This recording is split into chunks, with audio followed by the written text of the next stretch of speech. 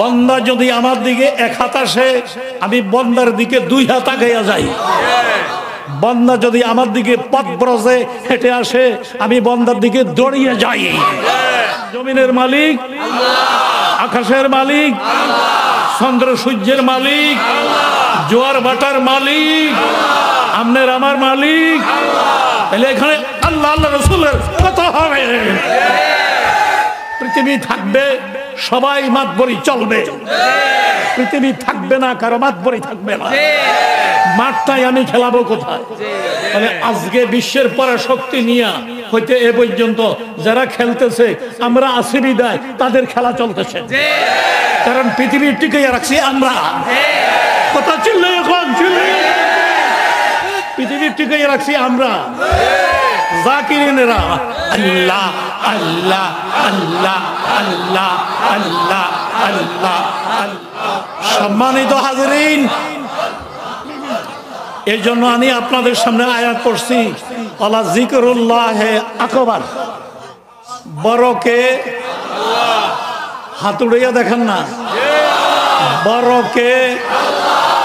সুতরাং তার স্মরণই সর্বশ্রেষ্ঠ আমল। আমার কথা কয় না?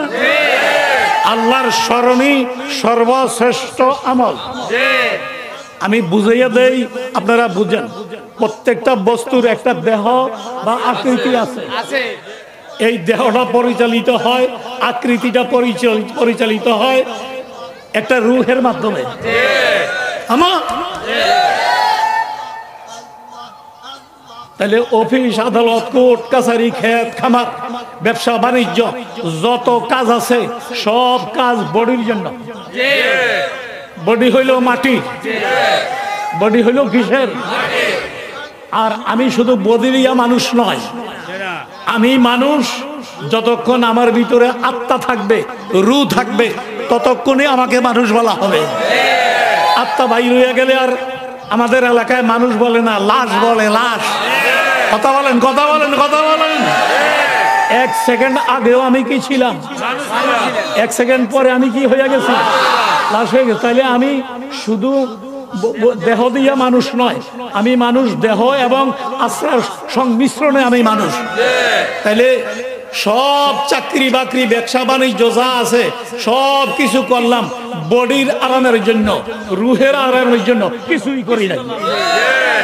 রুহ এই দেশি খাইয়া, এই দেশি খানা খাইয়া খুশি হয় না। রুহ যেই দেশ থেকে এসেছে সেই দেশের খানা খাইলে রুহ খুশি হয়। ওয়ালা যিকরুল্লাহি আকবার। আল্লাহ আল্লাহ আল্লাহ আল্লাহ আল্লাহ আল্লাহ আল্লাহ আল্লাহ আল্লাহ আল্লাহ আল্লাহ আল্লাহ আল্লাহ। আপনাদের সামনে সূরা আনকাবুতের ৪৫ নম্বর আয়াতের শেষ টুকরা তেলাওয়াত করেছি। এই আয়াত শরীফে আল্লাহ বলেছেন ওয়ালা যিকরুল্লাহি আকবার।